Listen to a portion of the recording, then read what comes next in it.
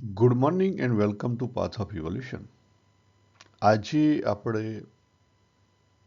ચિંતન કરીએ કે ભગવાને જે વાત કરી, આજે આ સ્ક્રીન પર દેખાય છે 15 અને 16મા શ્લોકમાં,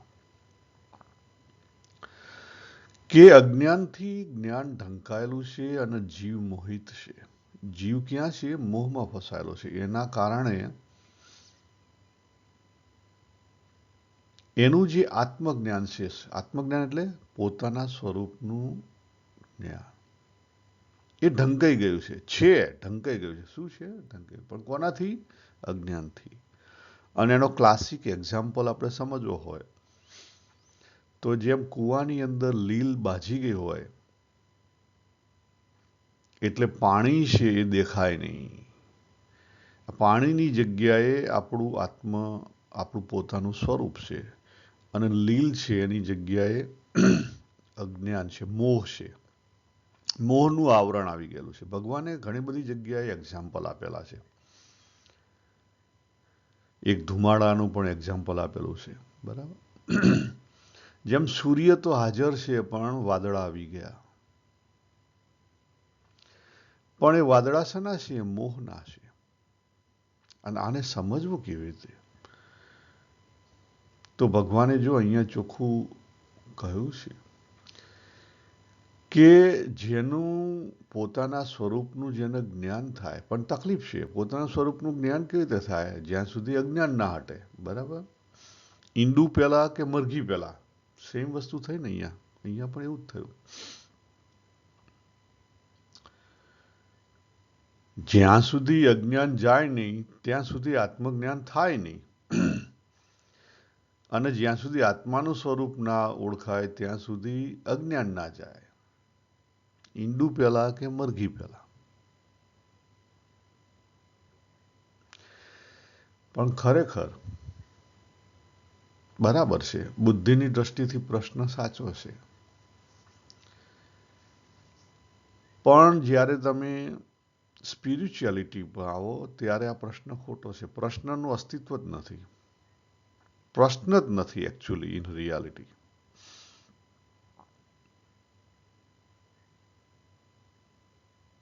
તમને કદાચ વિચિત્ર લાગશે. કેમ? પ્રશ્ન તો છે, મરઘી પહેલા કે ઈંડું પહેલા?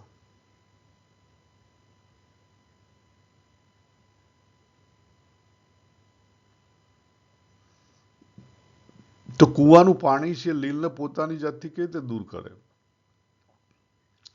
સૂર્યનો પ્રકાશ છે એ વાદળાને પોતાની જાતથી કેવી રીતે દૂર કરે? તો હું મારું અજ્ઞાન પોતાની જાતથી કેવી રીતે દૂર કરું? સ્પિરિચ્યુઆલિટીના ફિલ્ડની અંદર આ પ્રશ્ન ખોટો છે.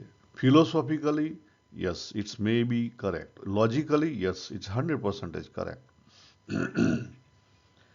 પહેલી વસ્તુ, પરમાત્માની દુનિયાની અંદર આ પ્રશ્ન જ નથી. મરઘી પહેલા કે ઈંડું પહેલા એ પ્રશ્ન જ નથી. કેમ? કારણ કે દ્રષ્ટિભેદ છે. શું છે? દ્રષ્ટિભેદ. ભગવાને જે બીજા અધ્યાયમાં શરૂઆત કરેલી અર્જુનને, કે આ જે છે અને નથી એ દ્રષ્ટિભેદ છે. બીજની અંદર વૃક્ષ સમાયેલું છે, અદ્રશ્ય છે. દ્રશ્ય અને અદ્રશ્યનો ભેદ છે.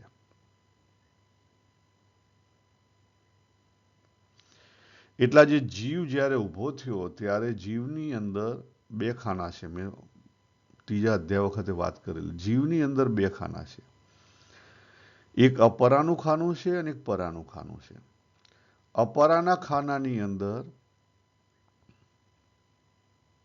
મોહ રહેલો છે, અને જ્યારે મોહ પ્રકાશિત થાય ત્યારે પરાખાનાની અંદર વિવેક રહેલો એ પ્રકાશિત ના થઈ શકે. પરંતુ જ્યારે મોહ પ્રકાશિત ના હોય ત્યારે વિવેક પ્રકાશિત હોય. ખ્યાલ? મેં તમને અહીંયા જવાબ આપ્યા બધાના. એટલે મરઘીના ઈંડાની અંદર મરઘી રેલી છે અદ્રશ્ય રૂપે, અને મરઘીની અંદર ઈંડું રેલું છે અદ્રશ્ય રૂપે. આપણી અંદર જ્યારે વિવેક પ્રકાશિત હોય ત્યારે જ્યારે જીવની અંદર અપરા તો રહેલી જ છે, અપરા જતી નથી રહેતી, અપરા જતી નથી રહેતી. ખ્યાલ આવે તમને? તો જ્યાં સુધી તમે એ સમજણમાં ના આવો ત્યાં સુધી તમારો ઉકેલ આવે નહીં. ગઈકાલે આપણે 3 પ્રકારના સાધકોની વાત કરેલી. કેટલાક સાધક આગળથી તૈયાર થયેલા હોય, એના પછી તૈયાર કરવામાં બહુ કોઈને એટલી જરૂર ના પડે, એ પોતે જાતે પણ તૈયાર થઈ શકે અને કોકના શબ્દથી પણ તૈયાર થઈ જાય, જનક રાજા જેવા. અને કેટલાક સાધક અર્જુનજી જેવા હોય, જે સાધક તો હોય, એમનામાં જિજ્ઞાસા પૂરતી હતી. જો એટલા માટે તો ભગવદ્ ગીતા છે એ ધર્મરાજ યુધિષ્ઠિરને કહેવામાં નથી આવી, અર્જુનને કહેવામાં આવી. આમ તમે બહારની દ્રષ્ટિથી જુઓ તો ધર્મરાજ યુધિષ્ઠિર એની પોતાની પાસે ધર્મરાજ હતા, ખ્યાલ આવે, હાયર ક્વોલિટી હતી. બહારના દ્રષ્ટિથી એમની પાસે હાયર ક્વોલિટી હતી, છતાં ભગવાને અર્જુનને સિલેક્ટ કર્યો કારણ કે અર્જુન પાસે જિજ્ઞાસા હતી. જિજ્ઞાસા, સાચી જિજ્ઞાસા હોય, સાચી જિજ્ઞાસા શબ્દ મારો પકડજો, ખોટી જિજ્ઞાસા તમને શુષ્ક બનાવી દે. સાચી જિજ્ઞાસા હોય તો તમને સાચો સાધક બનાવો. સાચી જિજ્ઞાસા જોઈએ ક્યાં સુધી? જ્યાં સુધી પોતાના સ્વરૂપનું જ્ઞાન નથી થયું ત્યાં સુધી. પોતાના અનુભવો ને મહત્વ જીવનમાં અપાય નહીં, અંદરથી તૃપ્તિ ઉદય ના થાય, અંદરથી સંતોષ ઉદય ના થાય, અંદરથી સુખ ઉદય ના થાય, ત્યાં સુધી જિજ્ઞાસા વૃત્તિ જોઈએ.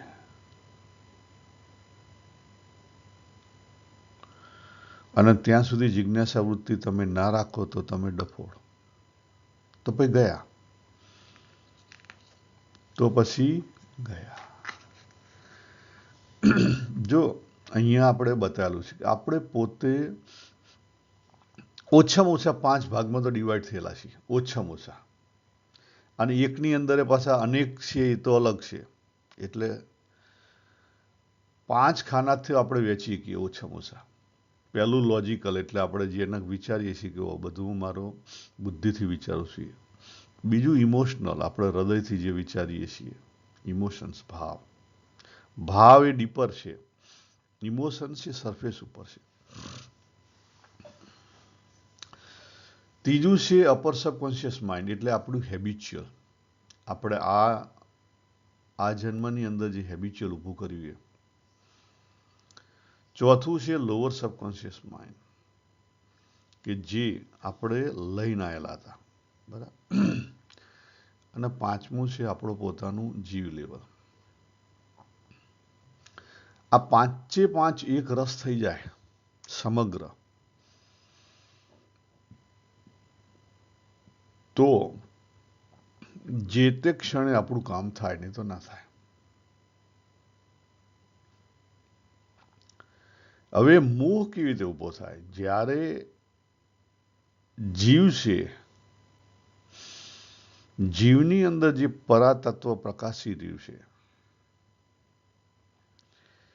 એનું કોઈ મહત્વ જ ના રહે અને બીજા બધા મહત્વ લઈ લે, પોતાની જાતે કામ કરી લે, એ મોહ. જ્યારે જીવ કામ કરે ત્યારે પરા, જ્યારે જીવ સિવાય બાકીના બધા કામ કરી લે ત્યારે અપરા. તો પછી મોહ ક્યારે? એટલે દાખલા તરીકે આપણું લોઅર સબકોન્શિયસ માઇન્ડ છે, એની અંદર કેટલી નેચરલ ટેન્ડન્સી છે, જીવ પાસે પણ નેચરલ ટેન્ડન્સી છે. એવી ટેન્ડન્સી છે કે જે આપણને કે આખા બીજા કોઈને હર્ટ નથી કરતી, નુકસાન નથી પહોંચાડતી. જે કોઈ વસ્તુ બીજા કોઈને નુકસાન ના પહોંચાડતું હોય એને કંઈ લેવા દેવા નથી. દાખલા તરીકે સંસારની અંદર આપણે જીવીએ છીએ, લોજિકલ માઇન્ડ, બરાબર. આપણે મેથેમેટિક્સ ગણીએ અથવા કંઈ પૈસા ગણીએ, બેંકમાં પૈસા મૂકવાના તે ગણીએ, એ કેલ્ક્યુલેશન ગણીએ, તો એના કારણે આપણે કોઈને હર્ટ કરી નથી કરતા. તો એના કારણે કોઈ જીવને કંઈ પ્રોબ્લેમ છે, એ મોહ છે? ના, મોહ નથી. તમને ખ્યાલ આવી ગયો? જે વસ્તુ બીજાને હર્ટ ના કરતા હોઈએ એ વસ્તુ મોહ નથી. એટલે લોજિકલમાં મેં તમને મેથેમેટિક્સની વાત કરી, એ જ રીતે સપોઝ ઇમોશનલ છે, એની અંદર વાત કરું, આપણને ફિલિંગ હોય, એક જગ્યાએ ક્યાંક વાગત આપણને ફીલ થાય, દેટ્સ અ ગુડ થિંગ, બરાબર. અપર સબકોન્શિયસની વાત કરું, દાખલા કે આપણે ડ્રાઇવિંગ શીખ્યું, કે સાયકલ શીખ્યા હતા, હવે સાયકલ આપણે ચલાવી શકીએ, ડ્રાઇવિંગ ચલાવી શકીએ છીએ. જ્યારે ડ્રાઇવિંગ કરતા હોય ત્યારે મોટા ભાગે આપણે સબકોન્શિયસ માઇન્ડથી કરીએ, તો એમાં ખોટું છે? ખોટું કંઈ નથી, કારણ કે આપણે એમાં બીજા કોઈને હર્ટ કરતા નથી. ખાલી તમારા જે નેગેટિવિટી એમાંથી કોઈમાંથી ઊભી થતી હોય, તમે ઇમોશનલ થઈ જાઓ અને એમાંથી પછી તમારી નેગેટિવિટી ઊભી થાય, જે ભગવાને બીજા અધ્યાયના 62 અને 63માં વાત કરી. વિષયનું ચિંતન કરવાથી વિષયમાં મોહ ઊભો થાય અને એ મોહ છે એ પછી કામ, ક્રોધ, લોભ, મોહ, મદ, મત્સર, ઈર્ષા ઊભા કરે, એ તમને નુકસાન કરે.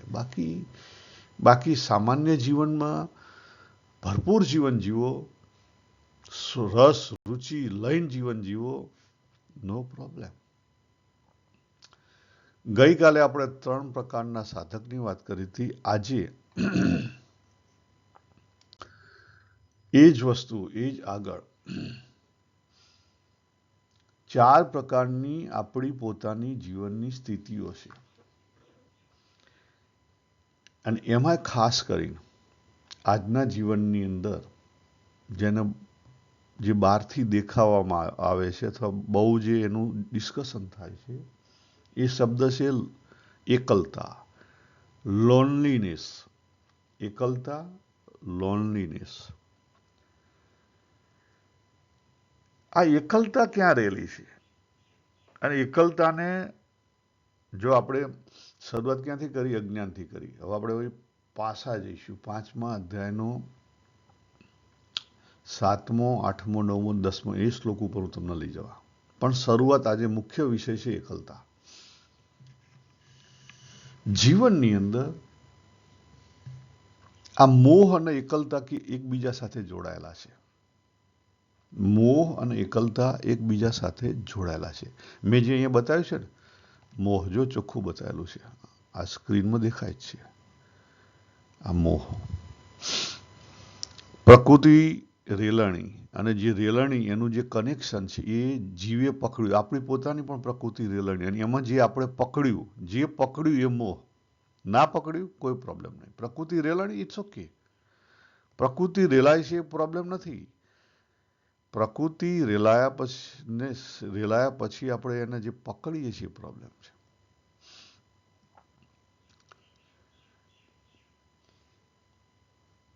આપણને ભગવાને 4થા અધ્યાયની અંદર વાત કરી બલિદાનની, સેક્રિફાઈસની. ભગવાન કે આખી દુનિયા મેં બનાવી, મારા લોહીનું પાણી કરીને મેં બનાવી, પણ એ દુનિયાની અંદર મને મોહ નથી. મેં બનાવી પણ મને મોહ નથી. એટલા માટે હું કેવો છું? સરળ છું, સહજ છું, ક્ષમતામાં છું. મને કોઈ બંધન નથી. અને ક્ષમતામાં હોય એટલે બંધન ના હોય. હવે આ સ્ટેપે આપણે જવાનું છે. આપણે પણ આપણી દુનિયા, આપણો સંસાર, આપણું લોહીનું પાણી કરીને બનાવીએ છીએ. નથી બનાવતા? જુઓ, ચેક કરો. તમે ચેક કરો.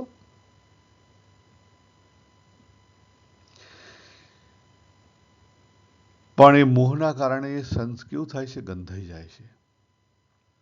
આપણું ખાબોચિયું છે એ શું થાય છે? ગંધાઈ જાય છે પાણી મોહના કારણે.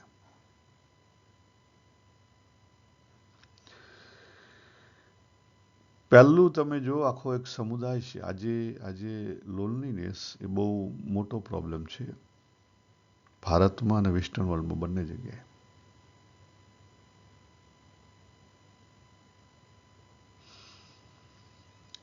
પહેલું જે સ્ટેપ છે, શરૂઆત છે, એ મોટા ભાગે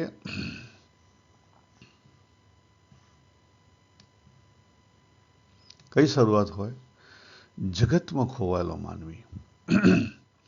શરૂઆત હોય ઘર, કુટુંબ, સમાજ, આપણને પ્રેમ હોય. ખોટી બાબત છે? ના, ખોટી બાબત નથી.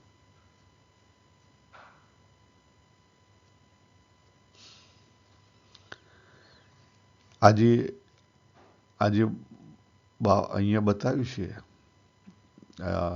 જમણી સાઈડ ને ડાબી સાઈડ બંને સંસારની અંદર આપણે ખોવાયેલા છીએ. એ ખોટી બાબત છે? ના, ખોટી બાબત નથી. આપણે ઘર છે, કુટુંબ છે, સમાજ છે, આપણો કામ ધંધો છે, બાળકો છે, એને રિલેટેડ બધી એક્ટિવિટી છે, આપણો પોતાનો દેહ છે, દેહને રિલેટેડ અલગ અલગ એક્ટિવિટી છે. દેહને રિલેટેડ અલગ અલગ હું બોલ્યો હું.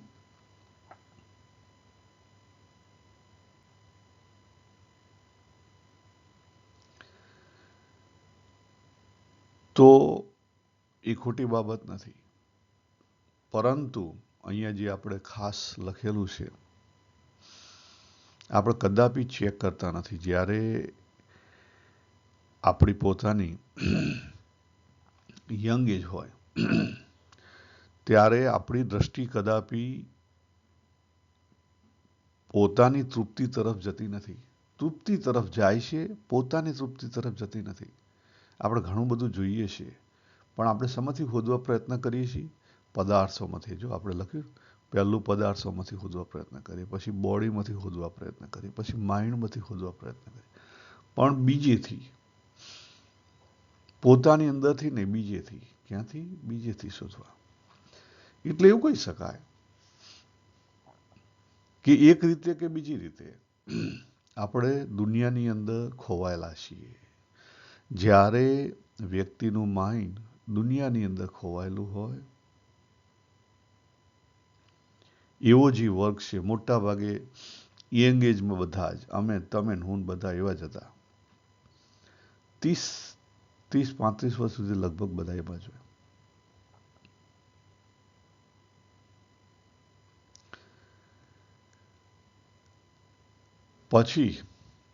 પછી બીજો તબક્કો આવે જેમાં આપણું માઇન્ડ તો બહાર છે, બરાબર, પરંતુ દેહ છે. દેહ હવે એટલો મજબૂત રહ્યો નહીં, અને બહારનો સપોર્ટ પણ એટલો રહ્યો નહીં. અત્યાર સુધી તો બહારનો સપોર્ટ હતો, પણ હવે બહારનો સપોર્ટ રહ્યો નહીં. કારણ કે બહારનો સપોર્ટ કેવો છે? ટેમ્પરરી છે. બહારનો સપોર્ટ જેમ આપણે કહીએ ને, બે હાથે તાલી પડે એવો છે. ટેમ્પરરી છે, વન વે નથી. એટલે માણસ કેવો થાય? દુખી બને. પહેલા સ્ટેપમાં શું છે? તૃપ્તિ નથી. પહેલા સ્ટેપમાં શું છે? તૃપ્તિ નથી. જો ચેક કરો, કન્ટેનમેન્ટ કોઈને નથી. દરેક વસ્તુ મોર મોર મોર. વધારે પૈસા જોઈએ, મોટું મકાન જોઈએ, મોટી ગાડી જોઈએ, સારું દેખાવું જોઈએ, બધું જ. પોતાના આગળના કર્મોની આ કર્મોની લાયકાત કરતા વધારે જોઈએ છે. મનથી જોઈએ છે એટલે દુઃખી છે, અતૃપ્તિ છે. દુઃખ કયા ટાઈપનું છે? અતૃપ્તિ, તૃપ્તિ નથી. બીજું સ્ટેપ છે, એની અંદર મન બહાર છે, પણ બહારનો સપોર્ટ ખરી પડ્યો અને શરીર એટલું સપોર્ટ કરી કેમ છે નહીં. એટલે શું આવ્યું? દુઃખ આવ્યું. બીજું શું આવ્યું? બોર્ડમ આવ્યું. કેટલાક લોકોના શરીર કદાચ એટલું ખરાબ નથી, પણ એમને શું છે? બોર્ડમ છે. જો આજે મનથી અસંતોષી માણસો ક્યાં બેસી નહીં શકતા, કેવી રીતે ખબર પડે? લાગે એવું કંઈક ને કંઈક કરવા જોઈએ. લેપટોપ ખોલીને બેસે, મોબાઈલ ખોલીને બેસે, આઘા થાય, પાછા થાય, સંતોષ નથી ક્યાંય. ઘણીવાર એમાં બે પ્રકારના દ્રષ્ટિભેદ હોય. એક એની એક્ટિવિટી કરતો હોય અને બીજો અસંતોષ બોર્ડમના કારણે કરતો હોય. તમને ખબર ના પડે, એને ખબર હોય. એ જો અંતરદ્રષ્ટિ કરે તો એને ખબર હોય કે એને બોર્ડમ છે કે ઇઝ પાર્ટ ઓફ એક્ટિવિટી. એટલે આ બીજા પ્રકારના માણસો. શરૂઆત બોર્ડમથી થાય અને માણસ દુઃખી દુઃખી દુઃખી થઈ જાય. મોટા ભાગની આખી દુનિયા આ પહેલા અને બીજા પ્રકારના માણસોની ભરેલી છે. આ દુનિયાની અંદર ત્રીજા સુધી કોઈ ગયું બહુ ઓછા લોકો જાય છે. જો એ અંતરદ્રષ્ટિ કરે અને એને સમજાય બોર્ડમ અથવા એનો દુઃખી શું એ સમજાય તો એમાંથી એ બહાર નીકળી શકે. એની વ્યવસ્થા યસ અહીંયા જ છે. જો ઉદ્ધરે આત્મને આત્મના છે જ વ્યવસ્થા. ત્યારે શું થઈ જાય? એનું મન એ પાછું ખેંચી લે પોતાની સાથે. કામ તો એ જ કરે. દિવસે જોબ કરવાની તો જોબ કરે, ગાર્ડનિંગ કરવાનું તો ગાર્ડનિંગ કરે, પણ એને જે અસંતોષ અને દુઃખ હતું એ બે વસ્તુ જતી રહે, સંતોષ રહે. અને એકવાર સંતોષ આવ્યો પછી એ શાંતિ લઈ આવે. સંતોષ શું લઈને આવે? શાંતિ લઈને આવે. અને શાંતિ શું લાવે? સુખ લાવે. સંતોષ, શાંતિ અને સુખ આ ત્રણ વસ્તુ પછી વધવા માંડે. એની એક્ટિવિટી ચાલુ હોય પણ એને બીજાની ખોટ ના હોય, એને બીજાની જરૂર ના હોય. એ બીજાનો ઉપયોગ કરે છે, નો ડાઉટ, પણ બીજાની જરૂર નથી. અને પછી ધીરે ધીરે ધીરે ધીરે શું ઊભું થાય? સાક્ષી ભાવ ઊભો થાય, સમતા ઊભી થાય, સહજતા ઊભી થાય, તરલતા ઊભી થાય, દિવ્યતા ઊભી થાય, સમર્પણ ઊભું થાય. અને ખબર કેવી રીતે પડે? એ જ ચોથા પ્રકારનું જે ચોથું સ્ટેપ છે એ ઊભું થાય ને એની ખબર કેવી રીતે પડે? એની વાત ભગવાને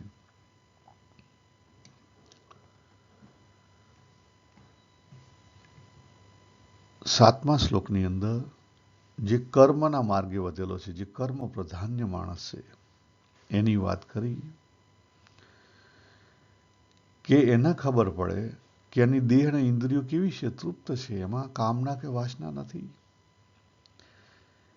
એનું અંતઃકરણ કેવું છે? શુદ્ધ પવિત્ર છે, વિશુદ્ધ આત્મા. એનું વર્તન, એનો જીવ કેવો છે? શાંત છે. વર્તન કેવું છે? સરળ છે, વિજિત આત્મા. આ માસ્ટર કી. આ સ્ટેપે પહોંચો, પહેલું, બીજું, ત્રીજું, અને આ વસ્તુ ચાલુ થાય તો સમજી લો કે તમે આગળ હેડ્યા. સમજી લો કે તમે આગળ ચાલ્યા. કઈ બાજુ ચાલ્યા? સમતાની અંદર, સરળતાની અંદર. પછી 8મા અને 9મા શ્લોકની અંદર શું વાત કરી? એ જ કે કર્મો થઈ રહ્યા છે, બધી જ ક્રિયાઓ થઈ રહી છે, કર્મો થઈ રહ્યા છે, પણ સાક્ષી ભાવ એનો હાજર છે. સાક્ષી ભાવ એનો હાજર છે. પ્રકૃતિના ફિલ્મ કામ કરી રહી છે.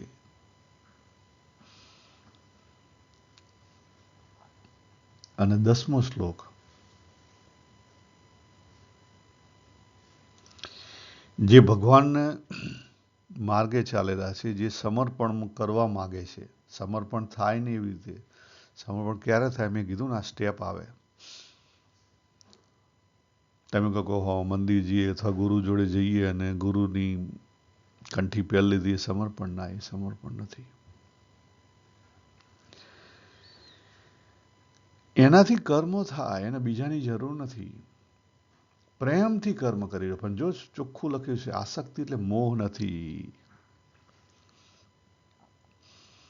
પૂરેપૂરું રસ લઈને કર્મ કરે છે, મોહ નથી.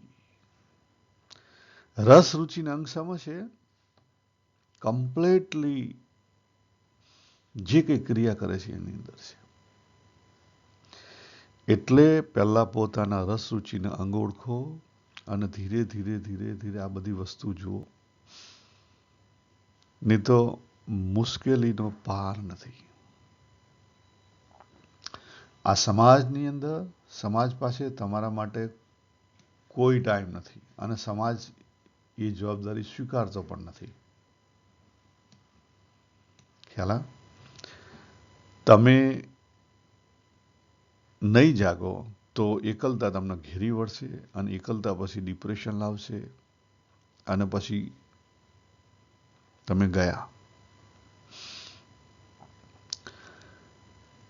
એટલે એટલી હદે પૂર્ણતાથી ભરાઈ જાઓ, અંદરથી ભરેલા રહો કે જેથી કરીને ટોળાની અંદર હો, ભીડની અંદર હો, પણ તમે કેવા હો જાતે, તમારે બીજા કોઈની જરૂર ના હોય.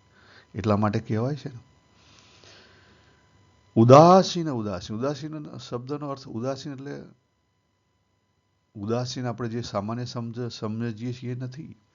ઉદાસીનનો અર્થ એ છે કે એક્ટિવિટીની અંદર 100% પાર્ટિસિપેશન એન્ડ 100% ડિટેચમેન્ટ. એનું નામ શું છે? ઉદાસીન. એક શબ્દ વપરાય છે એના માટે. બીજો શબ્દ છે માઇન્ડફુલનેસ.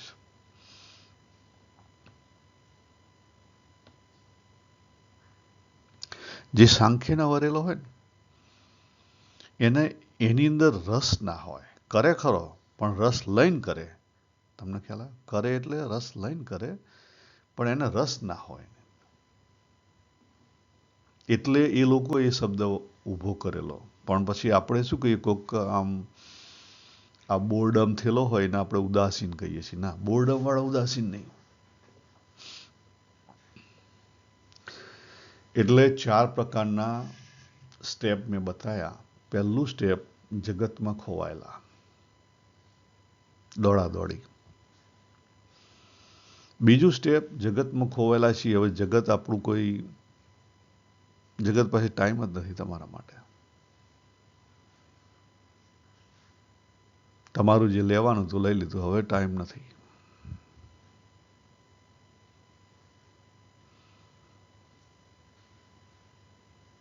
જ્યાં સુધી તમારું શરીર ચાલતું હતું, તમારી પાસે કંઈક હતું, ત્યાં સુધી જગતને જરૂર હતી. પૂરું થયું, નથી જરૂર.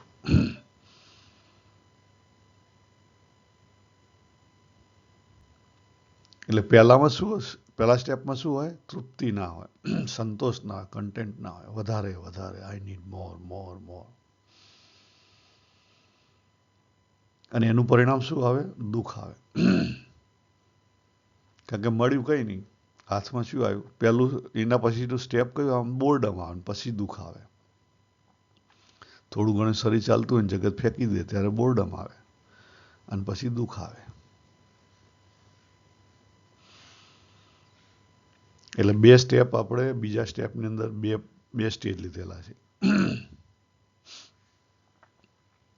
પણ એમાંથી જે જાગી જાય એ ત્રીજા સ્ટેપમાં જતો રહી શકે. એમાં એનું માઇન્ડ ક્યાં છે? પોતાની પાસે છે. એક્ટિવિટી બધી થઈ રહી છે, પણ એની અંદર શું છે? સંતોષ છે. જે કરે છે એની અંદર શું છે? એને તૃપ્તિ છે. સંતોષ કહેતા તૃપ્તિ છે. જે કંઈ કરે છે. તો પછી ધીરે ધીરે ધીરે સાક્ષી ભાવ, સરળતા, સહજતા, તરલતા, દિવ્યતા, આ બધી વસ્તુ સરળતા તો પછી ધીરે ધીરે આવે. પણ દોડ કરવા જો તો ના આવે. એ બધા દુઃખી થઈને મરવાના અને બીજાને દુઃખી કરવાના. એનું સાંભળે ને દુઃખી એ કરે. કેટલાક લોકો જગતમાં સારા હોય છે, મા બાપનું સાંભળે, પણ મા બાપ મોહમાં હોય તો શું કરે? પેલાને દુઃખી કરે. યાદ રાખો, મોહ છે કદાપી તમને સારું પરિણામ લાવે નહીં. તો શું કરવું? અંતરદ્રષ્ટિ કરો. મોહ છે કાપી નાખો. દેખાદેખી છે, અંદરથી નાનો ઈગો છે, કાપી નાખો. ઈગો છે, સાક્ષી ભાવમાં રહી શકો છો, ઓકે. આપણે ઈગોને સાચા અર્થમાં સમજી નહીં શકતા. આપણે ઈગોનો બી ખોટો અર્થ લઈએ છીએ.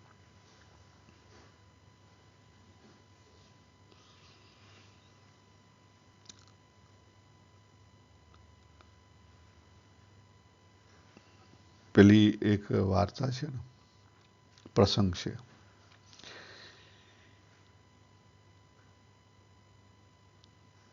કે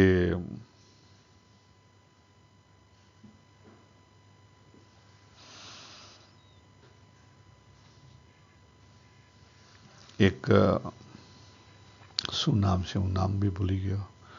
એ ચડાઈ કરી અને ભારત ઉપર આવ્યો. હવે ભારતની બોર્ડર ઉપર અફઘાનિસ્તાન, ત્યાં હિન્દુકુશ પર્વત આગળ એક ફકીર બેઠા હતા, સાધુ બેઠા હતા. એને પૂછ્યું કે તું મને રસ્તો બતાવ. ને તો સાધુ કે ના, પેલા સૈનિકો આવ્યા કે ચાલ અમારા રાજા પાસે તારું કામ છે. પેલો કે હું ક્યાં ના આવું, એટલે કાપી નાખીશું. તું કે કાપી નાખ ને. હવે એને આ જે બતાવ્યું એ ઈગો છે? ઈગો નથી. યસ, એક રીતે ઈગો છે, પણ એના એટલો ને એટલો સાક્ષી ભાવ છે. આખો એનો દ્રષ્ટિકોણ અલગ છે. એટલે બહારથી દેખાય ઈગો છે, બહારથી દેખાય ઈગો છે, પણ ઈગો નથી. અને આવી સ્થિતિ કરવાની છે. તમારી અંદર પૂરેપૂરું ઈગો હોવો જોઈએ. પણ કયો ઈગો? સ્વમાનનો. પણ સ્વમાને આપણે ખોટું દેહનું ધારણ કરીએ. દેહનું નહીં, આત્માનું સ્વમાન. આત્મ સ્વમાનનો ઈગો હોવો જોઈએ. ખ્યાલ? આપણે બધાને ભૈસાબ બાબા કહેતા જઈએ, એ સરળતા, સહજતા નથી.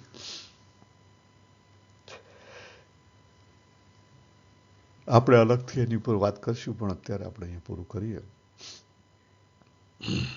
આ પ્યોરલી આપણે લોનલીનેસ, એકલતા ઉપર લીધું. અને એકલતાનો જે ફિયર છે એ અત્યારે હાલ સમાજમાં બહુ ચાલી રહ્યો છે. તો એની ઉપર ચિંતન કરજો. આ સ્ટેપ વિચારજો. તમારે પોતાનો અનુભવ હશે, તમે પણ એમાંથી પસાર થતા હશો, તો એની ઉપર ચિંતન કરજો. આપણે અહીંયા પૂરું કરીએ. સર્વેને જય શ્રી કૃષ્ણ.